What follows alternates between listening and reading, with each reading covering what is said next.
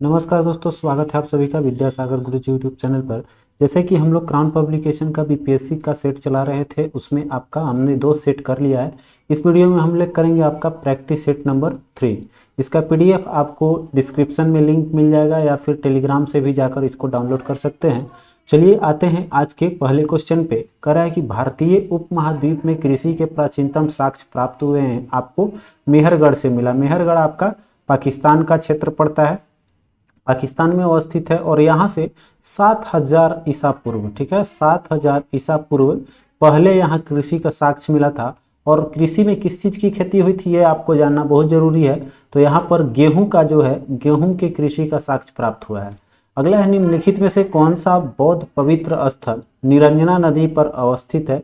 तो यहाँ पर बोध गया जो है वो पड़ जाता है आपका निरंजना नदी के तट पर। बोध गया किस लिए प्रसिद्ध है? क्योंकि यहाँ भगवान बुद्ध को ज्ञान की प्राप्ति हुई थी। अगला है, निम्नलिखित युग्म में से सही सुमेलित कीजिए। जैसे कि बीपीएससी का फेवरेट टॉपिक है हड़प्पा सभ्यता, बहुत अच्छे से आप लोग पढ़ लेंगे तो उसी से जुड़ा हुआ यह आपका क्वेश्चन पहले देखेंगे। आपका कह रहा है कि यह कह रहा है कि लोथल किस लिए प्रसिद्ध है, फिर आपका सारनाथ और फिर आपका राजगीर और नालंदा, ये सब किस लिए प्रसिद्ध है।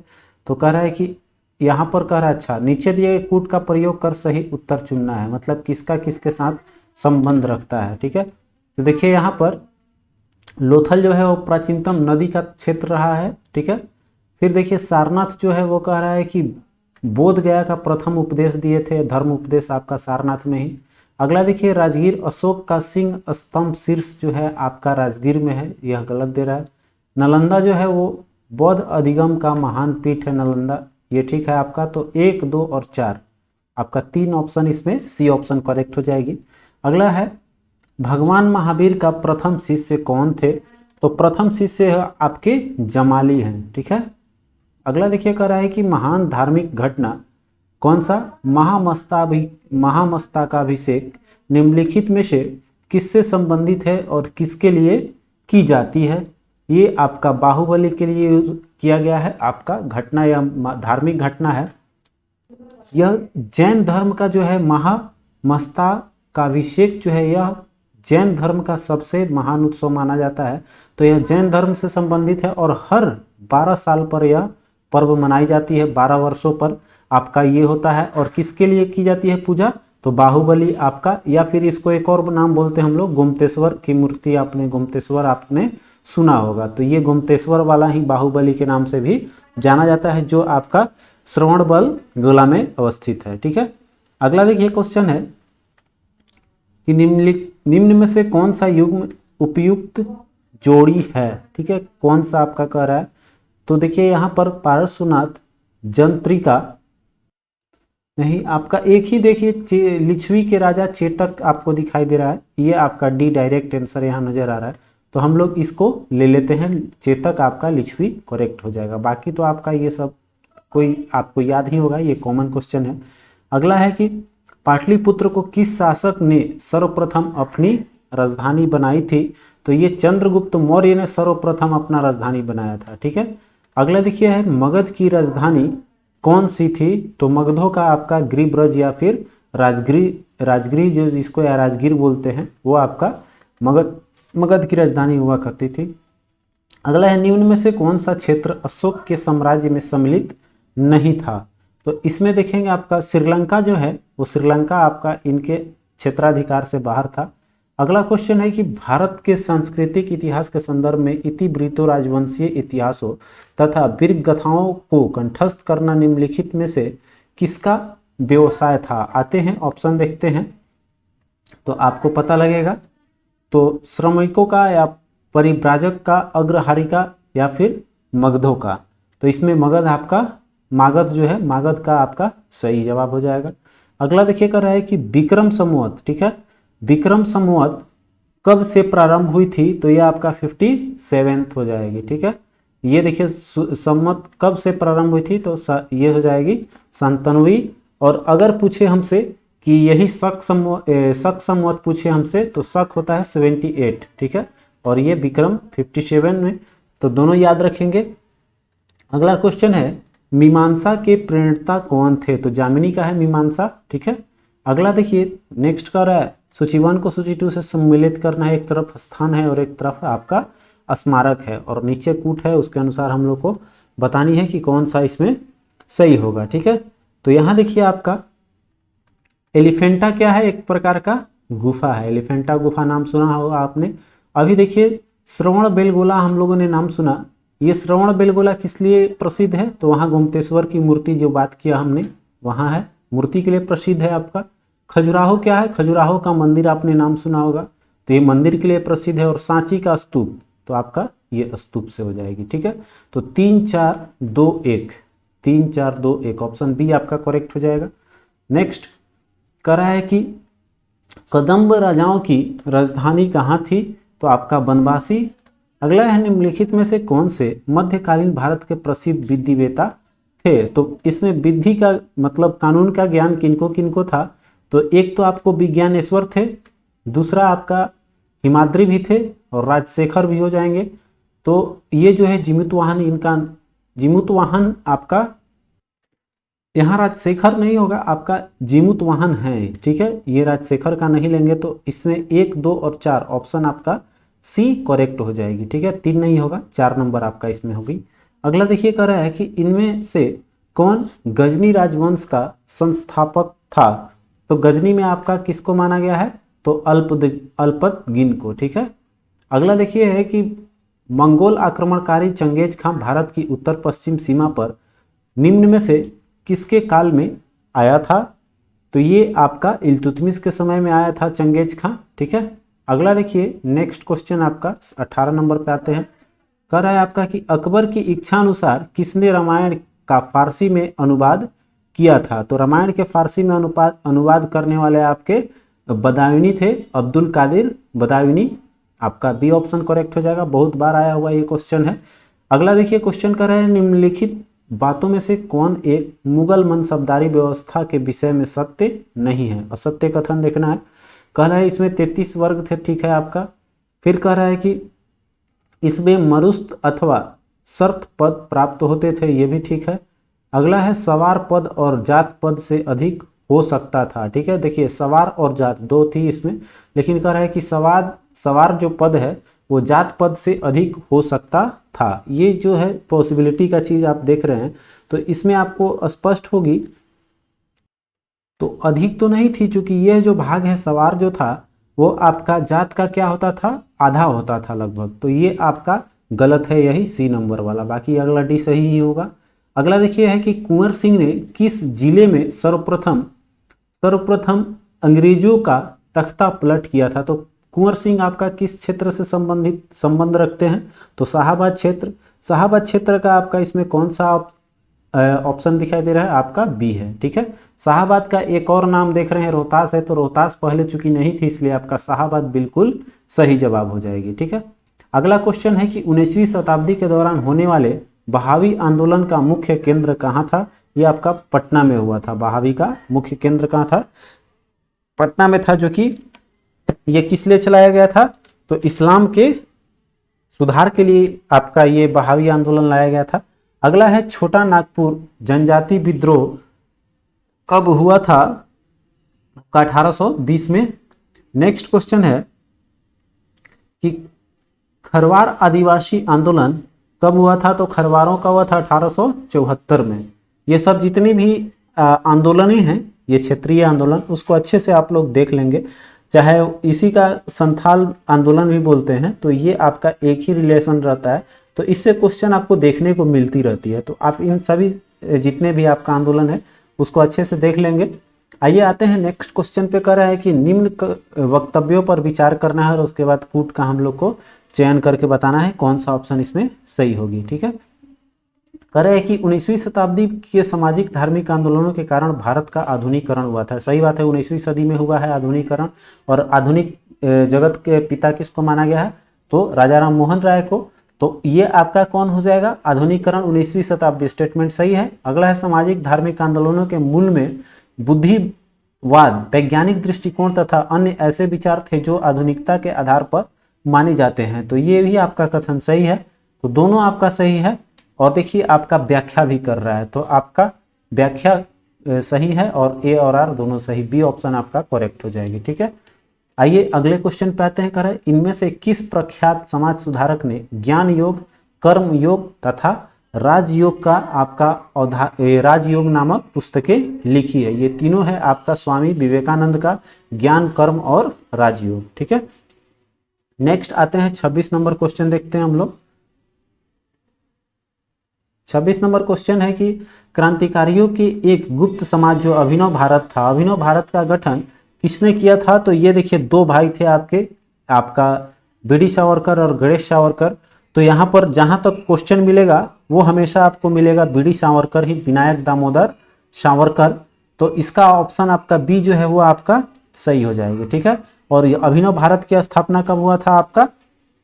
तो यहाँ पर ये आपका 1899 में आपको किया था। 1899 में मित्र मेला, जो कि आगे चल के इन्हीं दोनों भाई का था ये मित्र मेला भी। ये गुप्त आपका क्रांतिकारी संगठन था मित्र मेला जो 1899 में, और यही आगे चलकर आपका रूप ले लेता है अभिनव भारत का कब? 1904 में। ठीक है, अगला क्वेश्चन देखिए, कह रहा है कि मुजफ्फर अहमद एस ए डांगे, शौकत उस्मानी तथा नलिन गुप्त किस षड्यंत्र के लिए कैद किए गए थे? तो इनका नाम आता है कानपुर का आपका बोल्शेविकी षड्यंत्र, कानपुर षड्यंत्र में इनका है। अगला देखिए 28 नंबर कह रहा है कि वह कौन थे जिन्होंने इंडिपेंडेंस लीग की स्थापना की थी? तो ये आपको रास बिहारी बोस ने किया था। कब? 1928 में। ठीक है, अगला देखिए कह रहा है कि गांधी के नाम से पहले महात्मा जोड़ा गया था। तो इस शब्द का कह रहा है कि किस आंदोलन के दौरान इनको दिया गया था? तो महात्मा शब्द आपको चंपारण सत्याग्रह के दौरान ही मिला था। तो आपका महात्मा वहीं से चालू हो गया था। अगला देखिए है कि चंपारण आंदोलन से कौन संबंधित नहीं था? बहुत बार आया हुआ क्वेश्चन है। तो इसमें देखेंगे आपके जयप्रकाश नारायण जो हैं वो नहीं है। ठीक है, 31 है कि सेंट्रल लेजिस्लेटिव असेंबली के प्रथम भारतीय अध्यक्ष अर्थात स्पीकर सेंट्रल लेजिस्लेटिव असेंबली के बने थे विठल जे पटेल थे, विठल जे पटेल आपका।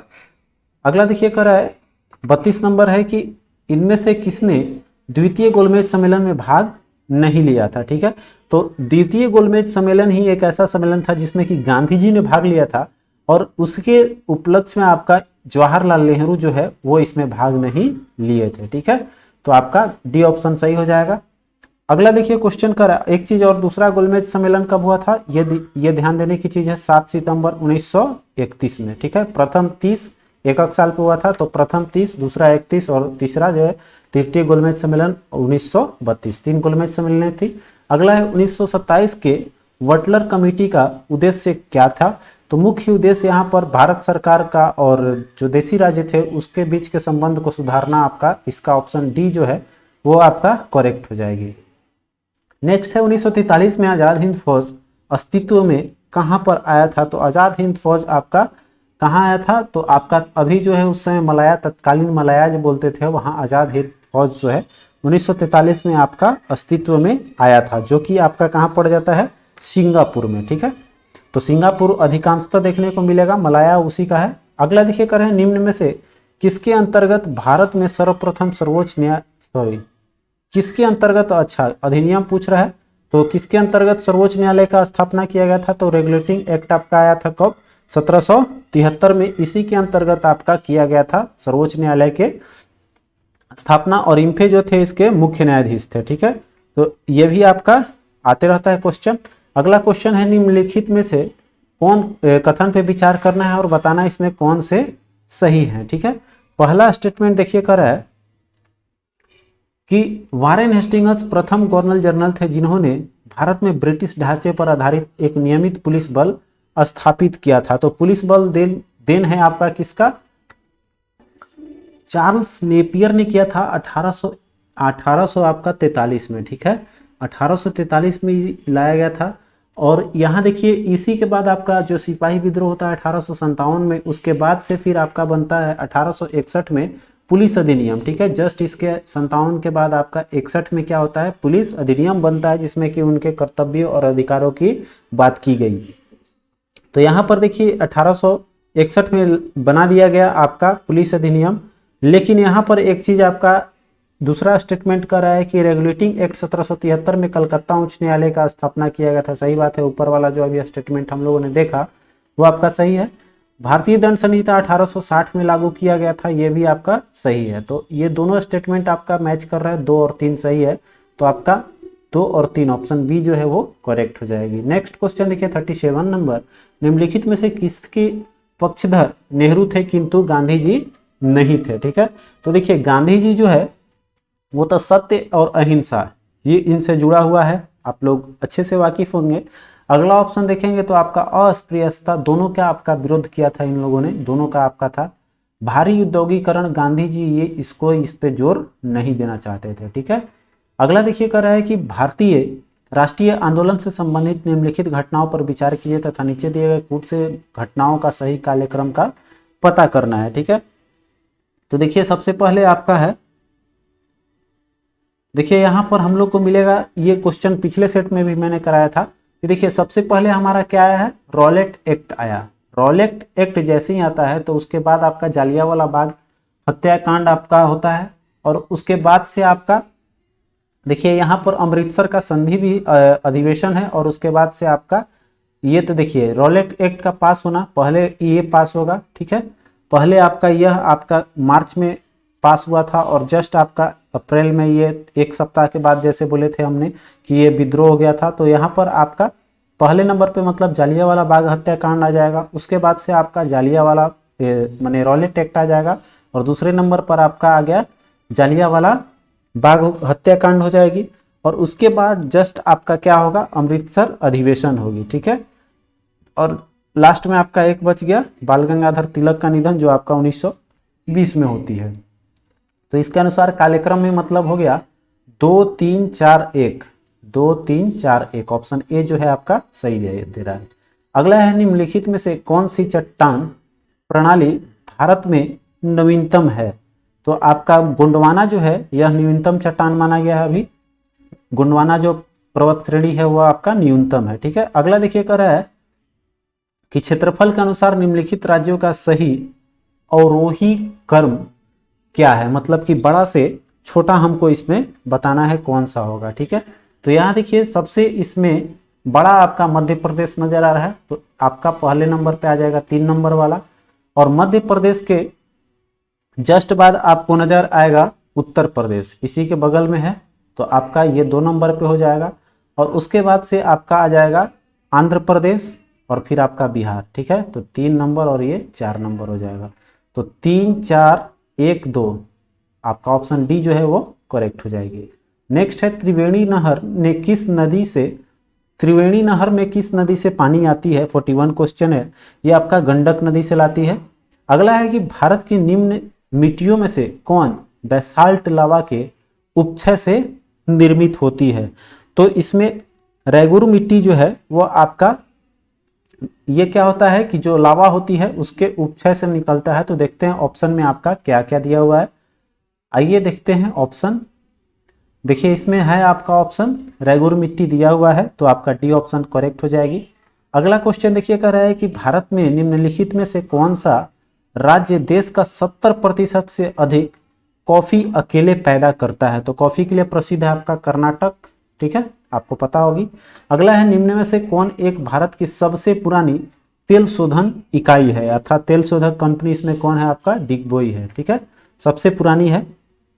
नेक्स्ट क्वेश्चन देखिए है भारत की पहली किसान रेल निम्नलिखित किन 2 स्टेशनों के बीच 8 अगस्त 2020 को अपनी यात्रा प्रारंभ की थी। तो ये इसलिए इंपॉर्टेंट है चूंकि यह रिलेटेड है आपका बिहार से। ठीक है, चूंकि दानापुर बिहार जो है ये चला था, दानापुर बिहार से आपका देवलाली महाराष्ट्र हो जाएगा, ऑप्शन बी जो है वो किसान रेल आपका सही हो जाएगी। ठीक है, अगला देखिए है निम्नांकित में से कौन सा राष्ट्रीय जलमार्ग कोट्टापुरम तथा कोल्लम को जोड़ती है।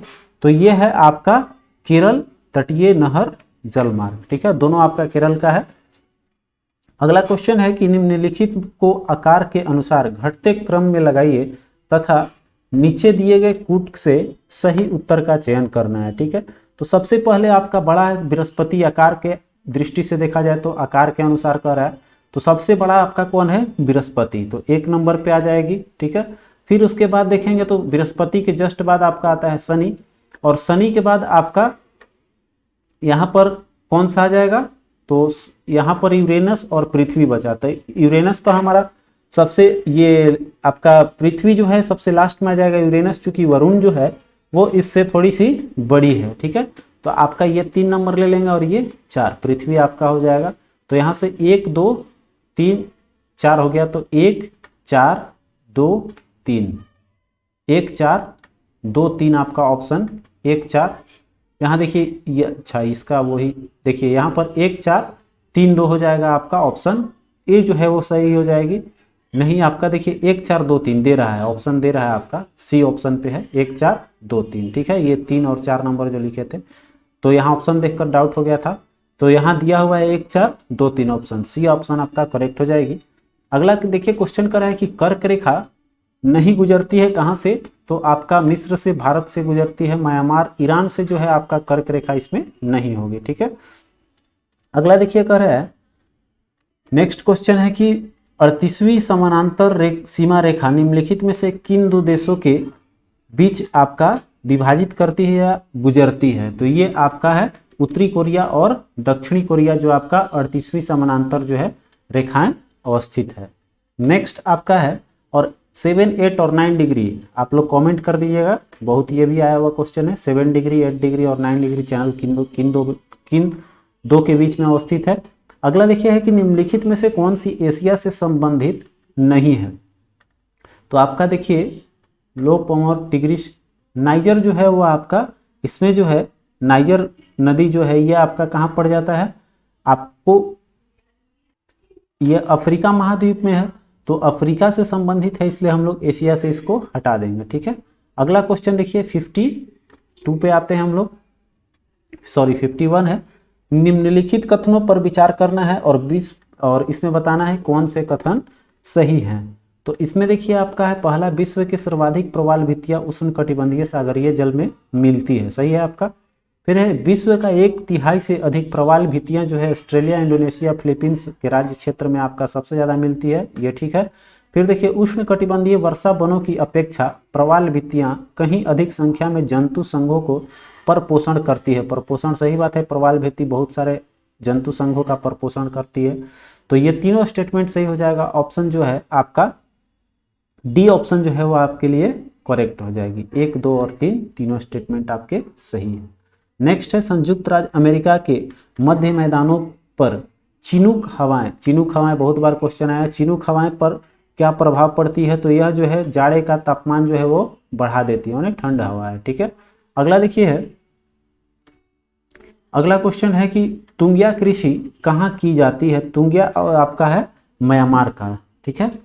नेक्स्ट अगला क्वेश्चन, सीपी और सीक्यू जो है एक बाह्य बिंदु दिया हुआ है, सी इसका कह रहा है कि सी जो है बाह्य बिंदु है और इसका केंद्र कह रहा है आपका क्या है, ओ है, ओ केंद्र यहाँ पर है वृत्त का।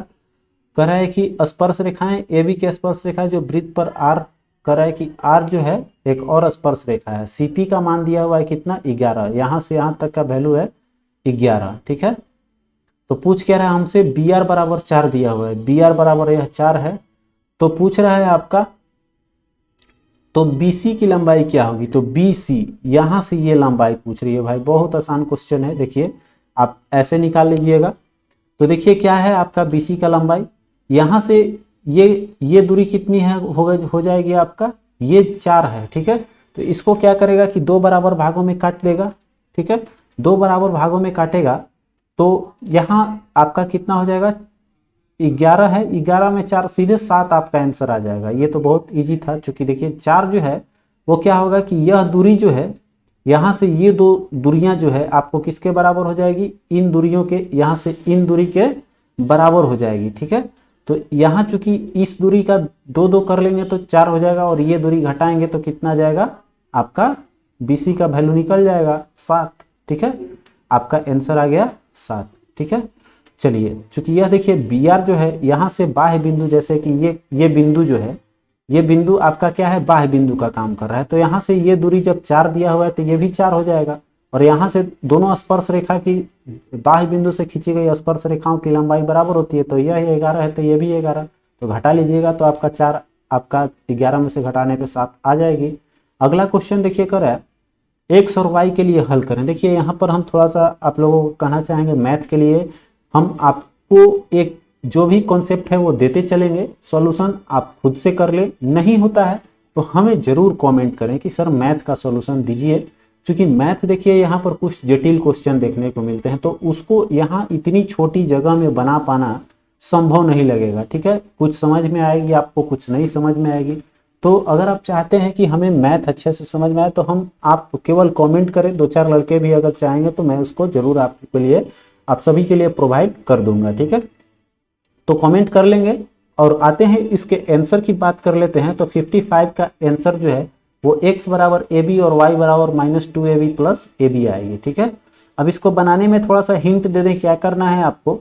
तो यहाँ पर ए बी एक्स और ये दोनों तो दिया हुआ है, तो ए और बी देखेंगे यहाँ पर क्या हो जाएगा, अगर दोनों को हम घटा देंगे तो ए और बी जो वाला जो है ए से ए यहाँ पर कट जाएगा, ए बी कॉमन आ जाएगा और एक्स वाई इसमें एक कॉमन आ जाएगा। ठीक है, तो इससे हमारा फायदा हो जाएगा दोनों इक्वेशन से कि एक्स का वैल्यू यहाँ से निकल जाएगी। ठीक है, तो एक्स का जैसे निकल जाएगा तो आप वैल्यू पुट कर दीजिएगा, वाई का भी निकल जाएगा। ठीक है, आइए अगला क्वेश्चन देखिए, कर निम्नलिखित में से सबसे छोटा कौन सा है। तो बनाने के लिए 2-3 विधियां हैं, या तो सबका एलसीएम लेके आप बना सकते हैं, ठीक है, या फिर इसको डिवाइड करके पॉइंट में आंसर लाकर भी आप बड़ा छोटा का तुलना कर सकते हैं। ठीक है, दोनों में आप जैसे भी निकाल लें। और बात करें इसको सवाल का, तो सवाल आपका इसका जवाब आ रहा है सही आपका 53/18। ठीक है, जैसे भी आप इच्छा करें बना सकते हैं, दोनों मेथड है, या तो डायरेक्ट भागा देकर पॉइंट में जो भी वैल्यू आएगा तो जो सबसे छोटा वैल्यू होगा वो सबसे छोटा देगा, और जो देखिए सबसे बड़ी जो है वो कौन होगी, तो जो सबसे पॉइंट के बाद बड़ा आएगा। और दूसरा मेथड क्या बताना था आपको कि ये देखिए जैसे 7 है 18 है 14 है। ठीक है, तो इसको क्या करेंगे, एलसीएम लेके जितना बार में कटेगा, अगर मान लीजिए सभी का सपोज दैट सभी का एलसीएम अगर 14 आता है तो हम क्या करेंगे कि 14 को इन सभी में भाग देंगे। ठीक है, तो 14 7 दूनी का कितना हो जाएगा 14, तो 14 का 2 बचा तो 2 नीचे और 2 ऊपर गुना कर लीजिएगा तो ये 50 आ जाएगा। ठीक है, 50/14 आ गया। इसी तरह से इसमें 2 से गुना कीजिएगा तो ये कितना आ जाएगा, 37 दूनी का आपका 74/2 आ जाएगा, सॉरी 74/14 आ जाएगा। फिर उसी तरह से इसमें 14 का 14 एक बार में कट जाएगा तो ये 42/14 आ जाएगा। अब देखिए इन तीनों में अगर पूछता है, इसको हटा देते हैं, अगर इन तीनों में पूछता है कि सबसे बड़ा कौन है तो सबसे बड़ा संख्या कौन है 50/14, तो आपका ए ऑप्शन सही हो जाता है। अगर पूछता है इन तीनों में सबसे छोटा कौन है तो सबसे छोटा आपका 42 वाला आया है, 42/14 ये वाला हो जाती। ठीक है, तो कितना इजी हो गया, इस तरह से आप निकाल सकते हैं। आपके लिए एक और थ्योरी दे दिया। अगला देखिए क्वेश्चन है कि अगर 2 cos square minus sine square बराबर कितना दिया हुआ है 1, तो थीटा का मान क्या होगा। ठीक है, थीटा का मान हमसे पूछा है। तो सिंपल देखिए क्वेश्चन आपको यहाँ भी मिलेगा। देखिए करना क्या है आपको, तो cos स्क्वायर थीटा बराबर फॉर्मूला लगा लीजिएगा आपका 1 माइनस साइन स्क्वायर थीटा या 1 प्लस साइन स्क्वायर थीटा जो भी हो सपोज दैट, उसको लगाकर आप आसानी से यहाँ पर बना सकते हैं। ठीक है, तो जैसे कि देखिए क्या होगा, जैसे कि मान लीजिए यहाँ 2 है तो इसको तो 2 को हम क्या करेंगे कि इधर गुना में है तो इधर भागा कर देते हैं, तो cos स्क्वायर थीटा और माइनस में आपका ये sine square cos square theta को ही हम चेंज कर देते हैं 1 माइनस साइन स्क्वायर थीटा और माइनस साइन स्क्वायर थीटा। ठीक है, बराबर 1/2, तो यहाँ पर आ गया 1 माइनस 2 साइन स्क्वायर थीटा। तो इस तरह से आपका 2 साइन स्क्वायर थीटा आया और बराबर में इधर 1/2 है तो इसको ये जो है इसको इधर लाएंगे तो क्या आ जाएगा 1 माइनस 1/2 बराबर आ गया 2 साइन स्क्वायर थीटा।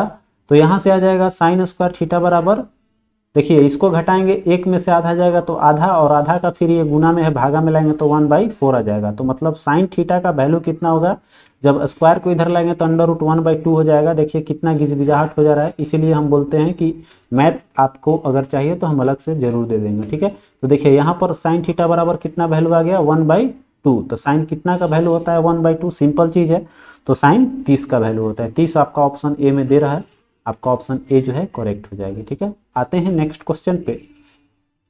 अगला क्वेश्चन देखिए है, ये भी मैथ का क्वेश्चन है तो इसको स्किप करते हैं, डायरेक्ट आप देख लेंगे, चूंकि फंक्शन दिया हुआ है तो a-3 है और फंक्शन दिया हुआ है a का कितना रखना है, तो यहाँ से इक्वल टू 0 करके a का वैल्यू 3 रख लीजिएगा और कर रहा है इसका एक गुणक है तो शेषफल ज्ञात करना है और f जो है वो a प्लस b से विभाजित किया जाता है। तो इसका आप जो भाज्य 10th क्लास में पढ़े होंगे भाग देने वाला, उस मेथड से इसको आप हल कर लेंगे। और यहाँ पर अगला क्वेश्चन आपको दिखाई दे रहा है कि √3 बराबर दिया हुआ है √3 इंटू 1/3 बराबर में है कितना 5 के पावर 1/4। उसी तरह से ये भी दिया हुआ है तो 2xy का वैल्यू पूछ रहा है। ठीक है, तो देखिए ये स्क्वायर अंडर रूट करके इधर लाएंगे तो ये 1/3 है तो इधर आ जाएगा तो क्या आ जाएगा 3 के पावर 3 हो जाएगा और बराबर 3 के पावर x हो जाएगा। तो यहाँ से x का वैल्यू कितना आ गया भाई, x का वैल्यू आ गया 3। उसी तरह से इसमें कर लीजिएगा 4 है तो ये 1/2 इसका हो जाएगा और 4 से हटाएंगे तो तितरी का मतलब यहाँ 2 बच गया। ठीक है, तो 5 के पावर देखिए यहाँ पर 5 का पावर आपका यहाँ y है और बराबर में क्या दिया हुआ है आ गया आपका 2। तो देखिए यहाँ पर 2 आ रहा है तो 5 और नीचे में क्या बेस है 3, तो 3 का पावर में आ गया 2। इस चीज को अब समझना है। ठीक है, तो यहाँ पर 5 के घात बेस तो अब यहाँ अलग अलग हो गया, चूंकि इन दोनों में बेस सेम था तो हम लोगों ने इसका घात बराबर कर लिया। लेकिन यहाँ पर आपका क्या कर दिया भाई, लोचा हो गया कि इसका आधार जो है वो सेम नहीं है। ठीक है, तो यहाँ थोड़ा सा हो सकता है कि गलती हो गई हो या फिर आपका हो सकता है कि इसका बेस बनाया गया हो कुछ और मिसटाइप भी हो सकती है। चूंकि यहाँ से निकालने को ऑप्शन है 2xy तो यहाँ तो सिंपल वैल्यू दे रहा है तो यहाँ सिंपल वैल्यू तभी हो सकता है। देखिए यहाँ पर तो एक चीज अगर हम कर सकते हैं, यहाँ से देखिए वैल्यू हमारा निकल गया है, वैल्यू चूंकि निकला हुआ है 3 के पावर, देखिए 3 के पावर जो है यहाँ पर कितना आया था x, 3 के पावर x बराबर वैल्यू हमारा निकला हुआ था कितना, तो 3 के पावर x बराबर आया था 3 के पावर 3। ठीक है, ये वैल्यू आया हुआ था तो इसके आधार पे हम लोग इसको निकाल सकते हैं। ठीक है, तो यहाँ से निकल जाएगा 3/2 मतलब कि आपका 3 आंसर आएगा, इसमें 3 आ जाएगा।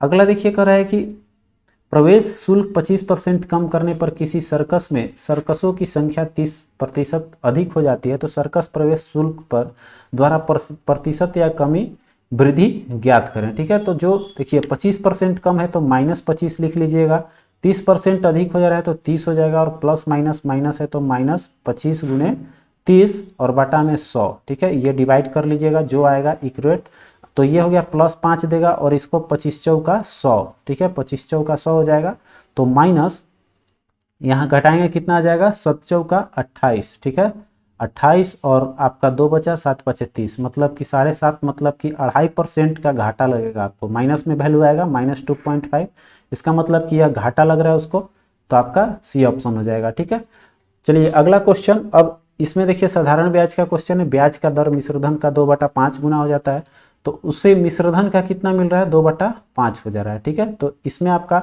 ब्याज कितना हो गया 2 और ये हो जाएगा आपका मिश्रधन का। ठीक है, तो उस तरह से आसानी से निकाल पाएंगे आप, ब्याज की दर केवल निकालना है तो फॉर्मूला लगा लेंगे आपका आंसर आ जाएगा। ठीक है, एकदम शॉर्टकट में बना लीजिएगा।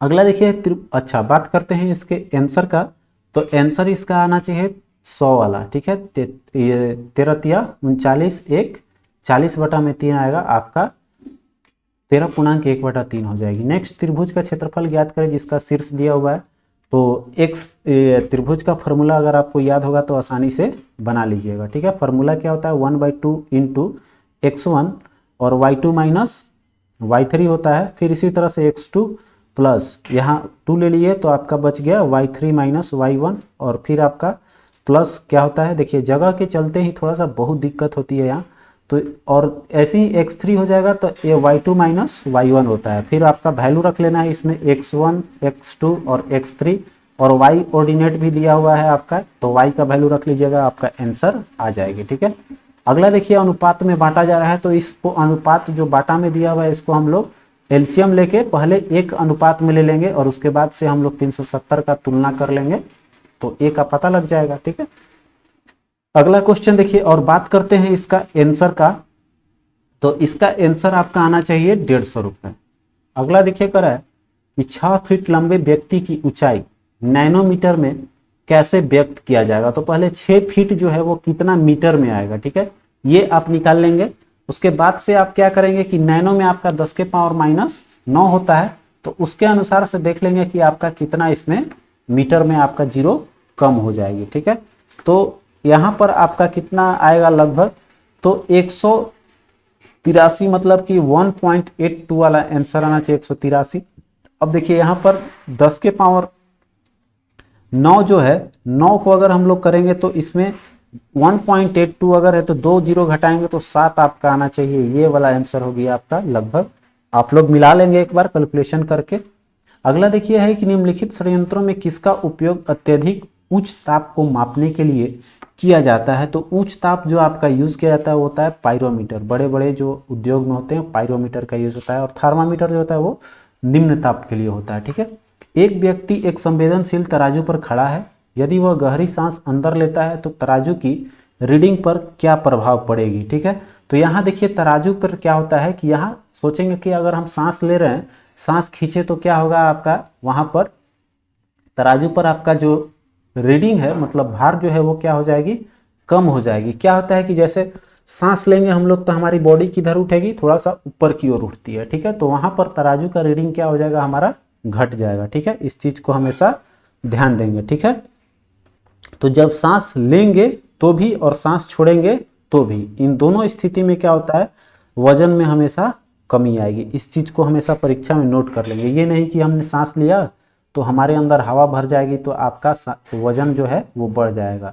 आपका आंसर सोच के आए कि हम सही मारे हैं, लेकिन वो आपका गलत हो जाएगी। अगला क्वेश्चन देखिए कर है, किसी लिफ्ट में बैठे हुए व्यक्ति को अपना भार कब अधिक मालूम पड़ेगा। तो ऊपर चढ़ेगा तो जाहिर सी बात है दोनों का वेट आपका बढ़ जाएगा, तो कह रहे ऊपर की ओर जा रही है, ऑप्शन ए जो हो जाएगा। अगला है, साबुन के पतले झाग में चमत्कार रंगों का बनना किस परिघटना का परिणाम है। तो ये है व्यतिकरण उसको बोलते हैं। तो व्यतिकरण के साथ साथ उसमें आपका परावर्तन का भी काम होता है। तो आपका मेन होता है व्यतिकरण, जो कि आपका रंगदार एकदम 7 रंगों का उसमें जो बुलबुला होता है, बबल्स, वो दिखाई देते हैं। अगला है, केल्विन मान से मानव शरीर का सामान्य तापमान कितना होता है। तो डिग्री सेंटीग्रेड में अगर आपने याद होगा तो 270 के आप जोड़ लेंगे तो कितना आएगा, 310 आ जाएगा। 310 केल्विन होता है आपका शरीर का तापमान, और फ़ारेनहाइट में आपका हम लोग ऐसे रीडिंग जानते हैं 98 के आसपास होती है। ठीक है, अगला है कि विद्युत उपकरणों में अर्थ का उपयोग क्यों किया जाता है। तो यहाँ पर आपका सुरक्षा के दृष्टिकोण से अर्थ यूज करते हैं, ताकि हमारा क्या हो कि जब कभी भी उसका चार्ज या विभवांतर हमारे शरीर को टच करे तो अर्थ क्या करेगा कि उसको न्यूट्रल कर देगा और हम सुरक्षित हो जाएंगे, इसलिए सुरक्षा के दृष्टिकोण से अर्थ का यूज किया जाता है।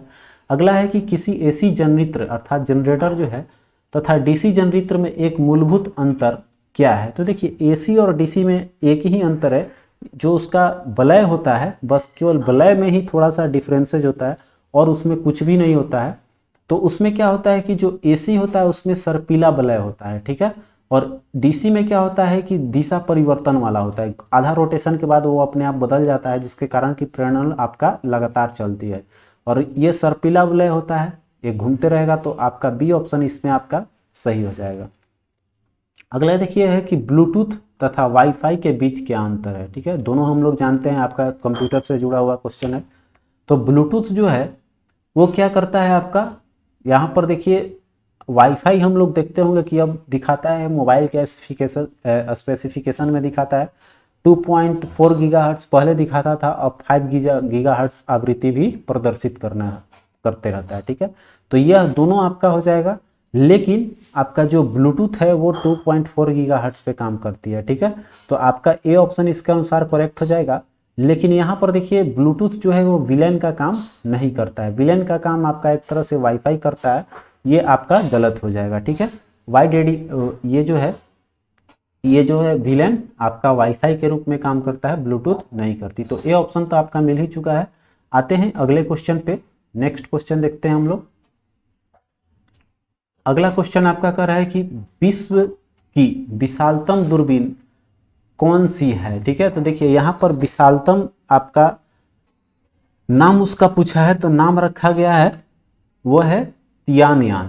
ठीक है, तियानयान जो है ये आपका विश्व का विशालतम दूरबीन है, जो अभी आपके कहाँ है, चाइना के पास है। ठीक है, चलिए अगला देखिए कह रहा है कि आणविक संरचना के बारे में निम्नलिखित में से कौन सा कथन सही दिया हुआ है। तो देखिए यहाँ पर हम लोग इतना जानते हैं कि इलेक्ट्रॉन जो है वो क्या होता है आपका, ये कक्षा में चक्कर लगाते रहता है इलेक्ट्रॉन सब, ठीक है। ये इलेक्ट्रॉन, और नाभिक में क्या होता है आपका प्रोटॉन और न्यूट्रॉन, जो कि यही आपका परमाणु भार होता है। और इलेक्ट्रॉन जो है वो आपका परमाणु संख्या के बराबर माना जाता है। तो देखते हैं आपका क्या कह रहा है, इलेक्ट्रॉन और प्रोटॉन न्यूक्लियस में होते हैं। आपका इलेक्ट्रॉन और प्रोटॉन नहीं होता है, प्रोटॉन और न्यूट्रॉन होता है न्यूक्लियस में, जैसे कि यहाँ बताया है। और इलेक्ट्रॉन जो है वो आपका घूमते रहता है, इर्द गिर्द चक्कर लगाते रहेगा। सी ऑप्शन आपका सही हो जाएगी।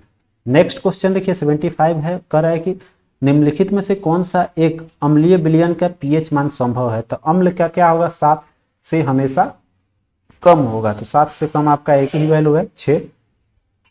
और जो न्यूट्रल होता है वो उसका होता है कितना, 7। और जो क्षारीय होता है वो बेसिक नेचर का होता है, वो 7 से अधिक होगी।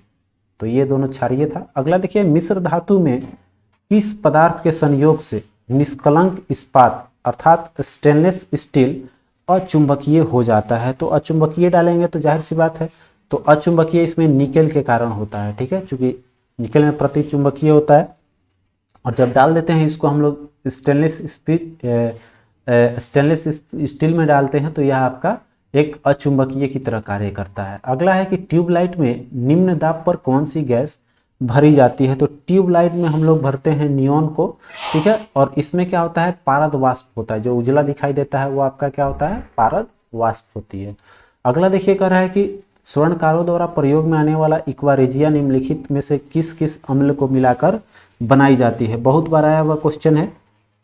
इक्वारेजिया जो है किसका किसका होता है, तो नाइट्रिक एसिड और क्लोरिक एसिड, हाइड्रोक्लोरिक एसिड। तो HNO3 और HCl, तो नाइट्रिक अम्ल और सल्फ्यूरिक नहीं, हाइड्रोक्लोरिक आपका ये बी वाला ऑप्शन आपका सही हो जाएगा, ठीक है। अगला है 79, कह रहा है कि शक्कर के किण्वन में क्या बनता है। तो अल्कोहल बनता है, ठीक है। इथाइल अल्कोहल आपका, अल्कोहल हालांकि 2 दिया है, मिथाइल और इथाइल, लेकिन बनता है आपका कौन सा, इथाइल अल्कोहल। इसी विधि से आपका शराब बनाई जाती है। अगला है कि RDX आविष्कृत हुआ था। RDX क्या है, एक विस्फोटक है। इसका खोज किसने किया था, हैनिंग ने, ठीक है, RDX का। चलिए अगला देखिए कह रहा है दूध उदाहरण है किस चीज का। तो दूध देखिए आपको, जैसे हम लोग कोलाइडी विलयन के रूप में आपसे पूछ रहा है, तो यहाँ पर हमारा क्या हो जाएगा, इमल्सन या फिर पायस का उदाहरण है, बोल सकते हैं हम लोग। अगला देखिए 82 नंबर क्वेश्चन देखते हैं। कह रहा है कि निम्नलिखित में से किसका उपयोग यूरिया उर्वरक के उत्पादन में किया जाता है। तो मुख्य रूप से इसमें आपका कार्बन डाइऑक्साइड होता है। अगला है 83 क्वेश्चन है कि मीथेन हाइड्राइड के निक्षेपण के बारे में निम्नलिखित में से कौन से कथन सही है, ठीक है। पहला आपका कह रहा है भूमंडलीय ताप के कारण इन निक्षेपों में से गैस का निर्मुक्त होना प्रेरित हो सकता है। ये आपका देखिए स्टेटमेंट में कौन कौन से है वो केवल चूज करना है। तो यहाँ पर आपका ये जो है स्टेटमेंट ये सही हो जाएगा। यहाँ पर दूसरा का देखिए कह रहा है कि मीथेन हाइड्रेट के विशाल निक्षेप उत्तर ध्रुव, इसको देखते हैं हम लोग, मीथेन हाइड्रेट के बारे में बात कर रहा है। तो यहाँ पर देखिए मीथेन हाइड्रेट के विशाल निक्षेप उत्तर ध्रुवीय टुंड्रा में तथा, ये सही बात है, और अधः स्थल के नीचे पाया जाता है। और तीसरा है वायुमंडल के अंदर मिथेन 1 या 2 दशक के बाद कार्बन डाइऑक्साइड में ऑक्सीकृत हो जाता है। सही बात है, CH4 टूट के आपका CO2 में बनता है। तो ये आपका तीनों स्टेटमेंट आपका सही हो जाएगा, 1, 2 और 3, ठीक है। अगला देखिए कह रहा है कि अस्थियों के अध्ययन विज्ञान के किस शाखा के अंतर्गत किया जाता है। तो अस्थि आपका होता है वो होता है ऑस्टियोलॉजी। नेक्स्ट है कि मच्छरों के बारे में निम्नलिखित कथनों पर विचार करना है। तो पहला आपका कह रहा है कि केवल मादा रक्त चूसता है, ये एकदम सही है, ठीक है। मादा पौधों का रस चूसता है नहीं, ये केवल रक्त है। मादा की अपेक्षा नर के डैने बड़े होते हैं, नहीं, आपका जो नर के अपेक्षा जो है वो मादा का डैना बड़ा होता है इसमें, ठीक है। तो आपका A और D जो है आपका बहुत ही ये यूनिक टाइप क्वेश्चन है। ये जो है हमेशा याद रखिएगा, रक्त चूसने वाला क्वेश्चन। तो ये शायद आया हुआ भी क्वेश्चन है, रेलवे में पूछा गया था।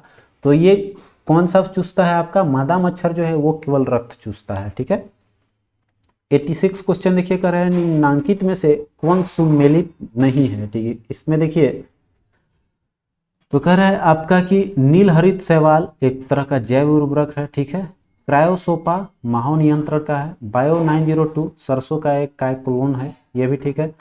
तो एक ही बच गया आपका एजेंटोबैक्टर, ये जैव कीटनाशी नहीं होगा। ठीक है, ये क्या है आपका, एक तरह का जीवाणु होता है, ये जैव कीटनाशी नहीं है, ये जीवाणु का एक नाम है।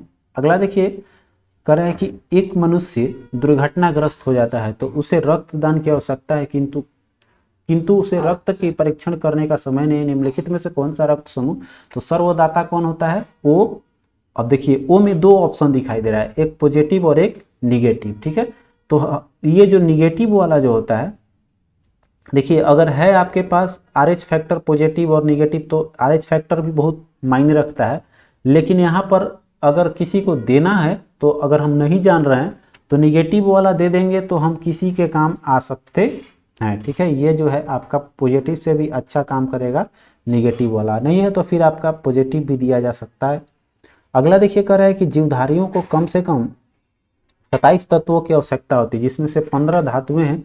अब कह रहा है इनमें जो प्रभुत मात्रा में आवश्यकता होती है वो कौन कौन से तत्व हैं। ठीक है, तो देखिए यहाँ पर हमारा सबसे पहले कार्बन आना चाहिए, और उसके बाद देखिए मुख्य रूप से कार्बन, चूंकि हमारे शरीर को बहुत पोटेशियम भी चाहिए तो कैल्शियम भी चाहिए। तो यहाँ देखिए ऑप्शन हमको देखने को मिल रहा है, तो आइए अभी एक ही ऑप्शन आगे देखते हैं आपका और कौन सारे ऑप्शन है। तो ये रहा आपका, देखिए इसमें है पोटेशियम, सोडियम, मैग्नीशियम और कैल्शियम। ये आपका इसमें तीनों का तीनों जो है वो आपका बहुत सटीक दिया हुआ है, तीनों का बहुत उपयोग है। आपका इसमें नहीं है, कार्बन नहीं मिला ऑप्शन में, तो लेकिन उसके अलावा पोटेशियम, सोडियम, मैग्नीशियम भी आपका है। ठीक है, तो आपका ये हो जाएगा। अगला देखिए बासमती चावल का है, बासमती चावल के दाने पकाने पर लंबे हो जाते हैं, कह रहा है क्योंकि उसमें बाहुल्य मात्रा में क्या पाई जाती है।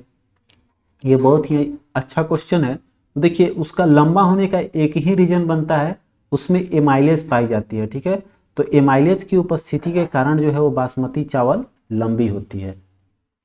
आइए 90 नंबर क्वेश्चन देखिए कह रहा है कि जब चींटियां काटती है, ठीक है, तो जब चींटियां काटती है तो आपका कह रहा है कि तो वे कौन सा अम्ल जो है आपके अंदर छोड़ देती हैं। तो आपको पता होगा ये चींटी जो होती है इसका नाम फॉर्म से जुड़ा हुआ है, फॉर्मिक एसिड जो है वो आपको छोड़ती है, चींटी की हो या डंक जो मारता है वो आपका होता है फॉर्मिक एसिड।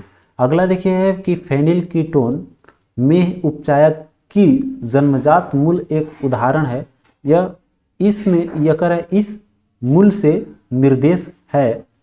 तो आपका देखिए ये जो है एंजाइम के वंशागत अभाव का आपका मूल है।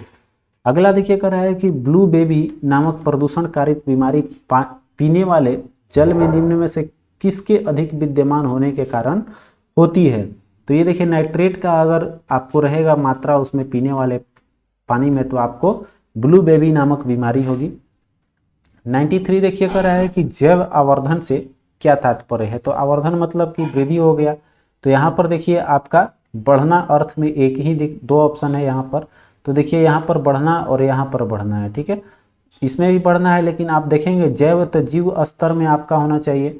तो उत्तरोत्तर पोषण स्तरों के जीवों में आपका देखिए पीड़कनाशियों की मात्रा का बढ़ना जो है वो जैव आवर्धन का आवर्धन कहेंगे उसको। अगला देखिए है कि संविधान निर्मात्री परिषद की झंडा समिति के अध्यक्ष कौन थे। तो ये डॉक्टर राजेंद्र प्रसाद रहे थे। ठीक है, झंडा समिति के अध्यक्ष।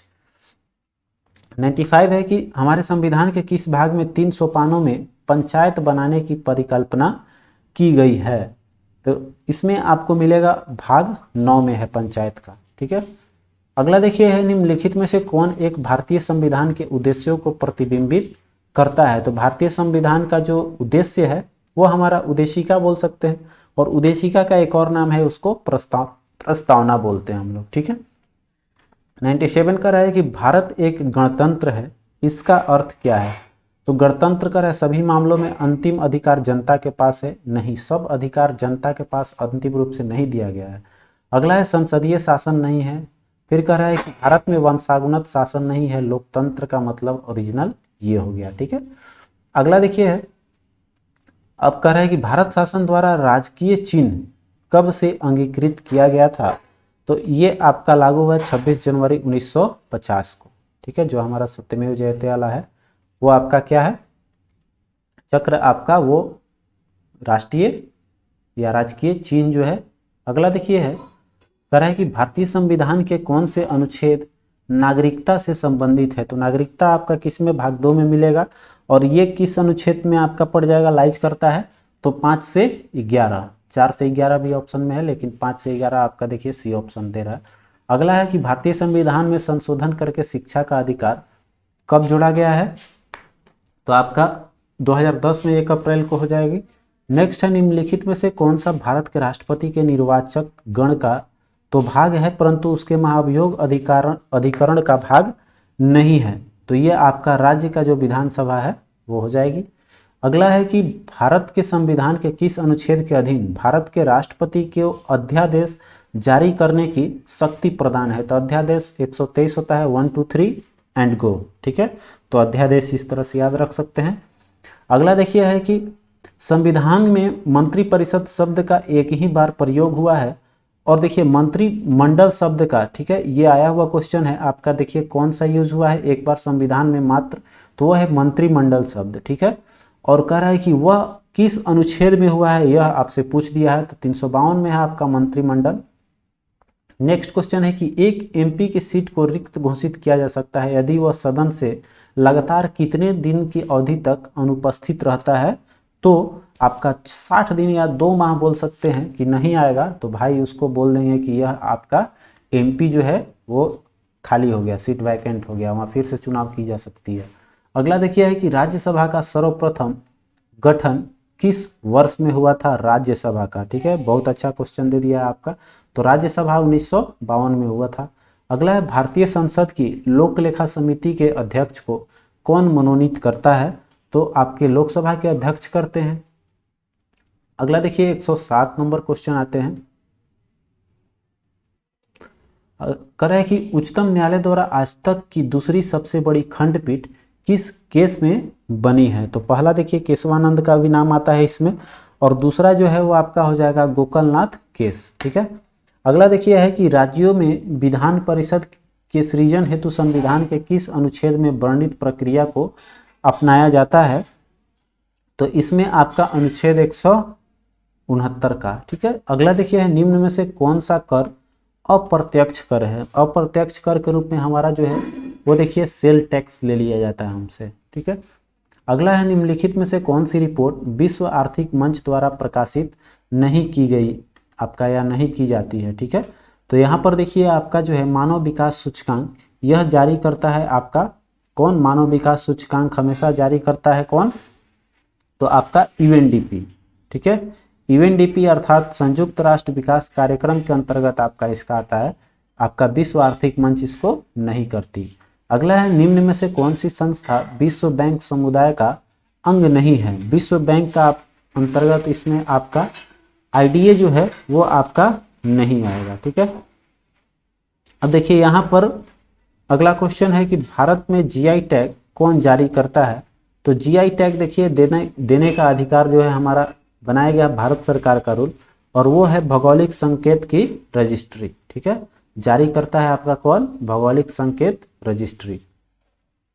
नेक्स्ट है आपका, निम्नलिखित में से किस संवैधानिक संशोधन ने राष्ट्रपति को भारत के किसी विशेष हिस्से पर राष्ट्रीय आपात लगाने का अधिकार दिया है। तो ये 42वें संविधान संशोधन में है आपका, जो 1976 में हुआ है। अगला है कि किस राज्य सरकार ने किसानों की आय को दुगना करने हेतु एक विशेष कार्यक्रम शुरू करने की घोषणा की है। करंट का क्वेश्चन आपका है, तो उत्तर प्रदेश में हुआ है आपका। अगला क्वेश्चन है, किस राज्य सरकार ने हाल ही में महात्मा गांधी राष्ट्रीय ग्रामीण रोजगार गारंटी अधिनियम के तहत कार्य दिवसों की संख्या को मौजूदा 100 दिनों से बढ़ाकर 150 दिन करने की घोषणा की है। तो यह है आपका उत्तराखंड। ठीक है, अब मनरेगा के अंतर्गत यहाँ 150 दिन का कार्य दिया जाएगा। अगला देखिए है, नेक्स्ट क्वेश्चन आइए, कह रहा है कि विश्व रेडियो दिवस निम्नलिखित में से किस दिन मनाया जाता है। तो ये आपको 13 फरवरी को मनाई जाती है रेडियो दिवस। अगला है T20 इंटरनेशनल क्रिकेट में युवराज सिंह के बाद लगातार 6 गेंद पर 6 छक्के मारने वाले विश्व के दूसरा खिलाड़ी निम्न में से कौन बन गए हैं। बहुत हाईलाइट क्वेश्चन है आपका। किरण पोलार्ड जो है वो आपके हैं दूसरे नंबर का खिलाड़ी। अगला है भारत के किस अंतर्राष्ट्रीय महिला तलवारबाज ने टोक्यो ओलंपिक के लिए क्वालिफाई किया था। तो यहाँ पर इनका नाम हो जाएगा भवानी देवी। इसके बारे में बताए थे कि देवी हमेशा तलवार से वध की हैं, तो आप याद रख सकते हैं कोमलनी की भवानी देवी थी। ठीक है। अगला है, जब टोक्यो ओलंपिक मैंने पढ़ाया था तो आपको बताया था ट्रिक के रूप में। अगला देखिए है कि हाल ही में किस मशहूर मराठी लेखक को सरस्वती सम्मान 2020 जो है वो मिला है। तो ये हैं आपको शरण कुमार लिम्बाले। ठीक है, इनको मिला सरस्वती सम्मान 2020। अगला है कि हाल ही में बिहार के मुख्यमंत्री नीतीश कुमार ने इंजीनियरिंग और मेडिकल कॉलेज में लड़कियों के लिए कितने प्रतिशत आरक्षण की घोषणा कर दी है। तो भाई ये 33 हो गए आपका। ठीक है। नेक्स्ट 121 नंबर है कि नीति आयोग की ओर से जारी ताजा रिपोर्ट के मुताबिक लैंगिक समानता में कौन सा प्रदेश देश के अंतिम स्थान पर है। तो ये है आपका बिहार। ठीक है, बहुत दुखद बात है और ये आपको याद रखनी होगी चूंकि बिहार से रिलेटेड है। अगला देखिए है करे कि स्मार्ट सिटी अवार्ड 2020 की 100 शहरों की लिस्ट में निम्न में से किन शहरों को प्रथम स्थान प्राप्त हुआ है। Smart city award 2020। ठीक है, इसमें हमेशा से आपका रहा है इंदौर। तो इंदौर और सूरत आपका 2 शहर देखने को मिल रहा है। इंदौर अभी भी है। 123 देखिए आपका कह रहा है कि किस देश ने हाल ही में इकोसाइट को अपराध बनाने वाले बिल को मंजूरी दी है। तो ये फ्रांस है। नेक्स्ट आपका 24 कह रहा है कि तमिलनाडु के नए मुख्यमंत्री के रूप में निम्न में से किसने शपथ लिया है। तो ये है आपको स्टालिन, आपका MK स्टालिन हो जाएंगे। अगला देखिए 125 नंबर क्वेश्चन देख लेते हैं, फटाफट से हम लोग करेंगे इसको। देखिए 125 नंबर क्वेश्चन कह रहा है कि कोरोना वायरस के खिलाफ जंग में निर्णायक भूमिका निभाने हेतु किस संगठन की ओर से anti Covid medicine 2DG launch कर दी है। तो ये दिया गया है आपका DRDO द्वारा। अगला है कि हाल ही में देश का नया शिक्षा मंत्री निम्न में से किसे नियुक्त किया गया है। ये है आपको धर्मेंद्र प्रधान। अगला है हाल ही में किस फुटबॉल खिलाड़ी ने यूरो कप 2020 में टॉप स्कोर पर गोल्डन बूट अपने नाम किया है। गोल्डन बूट सबसे अधिक बार शायद इन्हीं को मिला है और ये है क्रिस्टियानो रोनाल्डो। ठीक है। नेक्स्ट है निम्न में से किस राज्य सरकार ने शिक्षा के क्षेत्र में आपदा प्रबंधन विषय को अनिवार्य विषय बनाने की घोषणा की है। तो ये है उड़ीसा। उड़ीसा में आपका जो है आपदा प्रबंधन अब मुख्य विषय होगी।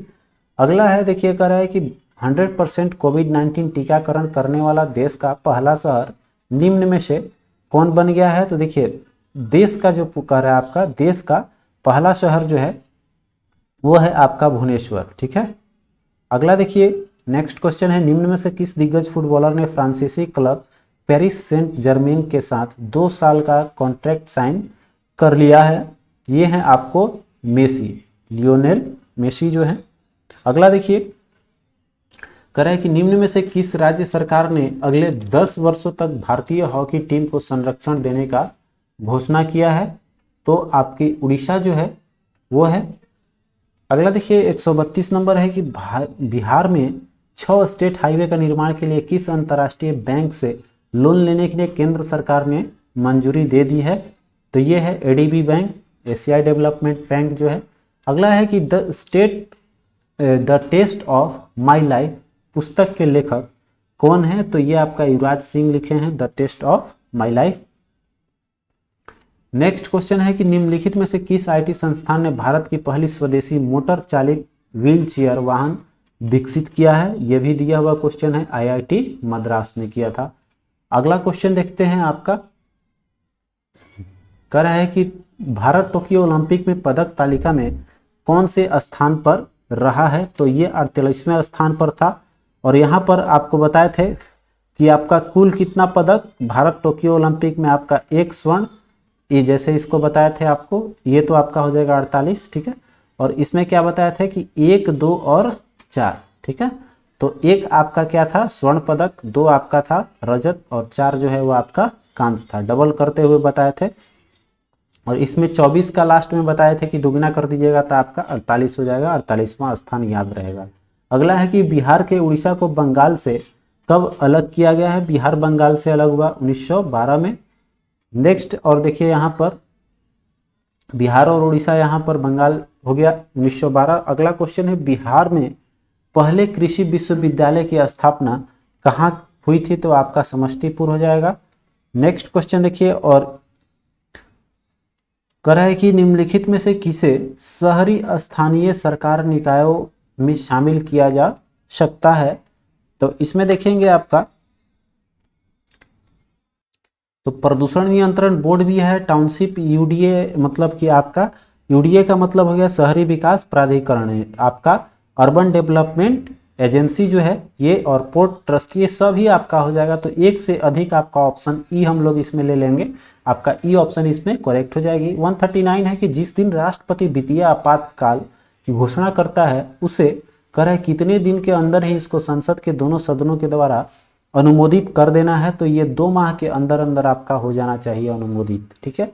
अगला है कि हाल ही में 2021 में घोषित साहित्य अकादमी पुरस्कार 2020 में बिहार से संबंध रखने वाले कितने विभूतियों को पुरस्कार मिला है। साहित्य अकादमी पुरस्कार 2020 जो कि आपका 21 में घोषित हुआ है। तो इसमें पूछ रहा है आपका बिहार के कितने लोग थे, तो इसमें आपके 3 लोग हैं, ठीक है।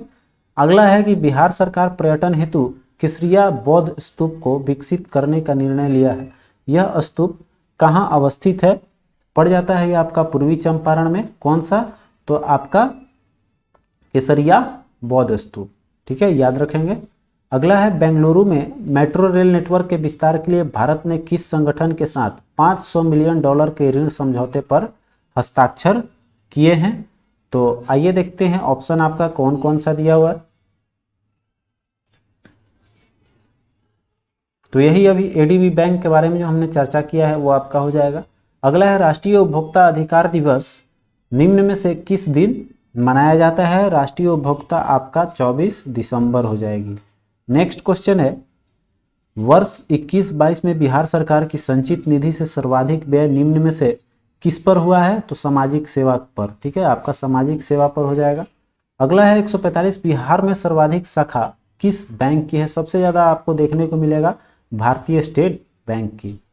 नेक्स्ट आपका देखिए कह रहा है कि नवंबर 2020 में पिछले नवंबर 2019 की तुलना में बिहार में उपभोक्ता मूल्य सूचकांक में कितने प्रतिशत की वृद्धि देखी जा सकती है, तो ये 9.80%। नेक्स्ट है सड़क दुर्घटना के मामलों में बिहार का देश में कौन सा स्थान है, तो इसमें आपका 15वें स्थान पर आता है। अगला है कि गंगा के दक्षिण मैदान में निम्नलिखित में से कौन सी नदी प्रवाहित नहीं होती है, तो दक्षिण में आप देखेंगे तो बागमती आपका नहीं है, ठीक है। चलिए अगला देखिए है कोसी नदी बिहार के किस स्थान से प्रवेश करती है। बिहार के किस स्थान से प्रवेश करती है कोसी, तो यह हमारा हो जाएगा भीमनगर में, ठीक है। अब देखिए यह जो कोसी नदी जो है यह किस लिए प्रसिद्ध है, तो सबसे अधिक, ठीक है, सबसे अधिक घुमावदार कौन सी नदी है, तो आपका कोसी नदी है। क्वेश्चन मैंने कराया हुआ है आप लोगों को। अब देखिए यहाँ एक चीज़ है, भीमनगर सोच रहे होंगे कहाँ पड़ता है, तो ये आपका सुपौल में पड़ जाता है, ठीक है, जहाँ पर आपको कोसी नदी प्रवेश करती है। अगला है स्वतंत्रता प्राप्ति के समय बिहार का राज्यपाल निम्न में से कौन से थे, मतलब 1947 में आपके कौन थे, तो यहाँ पर जयराम दास दौलत राम सेट में कराया हुआ क्वेश्चन है आपका। तो इसी के साथ यह सेट समाप्त होता है। कैसा लगा यह सेट हमें कमेंट करके जरूर बताएंगे। 150 क्वेश्चंस हैं, इसमें थोड़ा सॉल्यूशन में 1 घंटा से क्रॉस हो ही जा रहा है कितना भी तेज करने पे। तो इसका पीडीएफ आपको मिल जाएगा, डिस्क्रिप्शन में जाकर देख लेंगे, या फिर टेलीग्राम पर भी आपको अवेलेबल करा दी जाएगी। तो मिलते हैं फिर अगले वीडियो में, तब तक आप अपना ख्याल रखें। जय हिंद।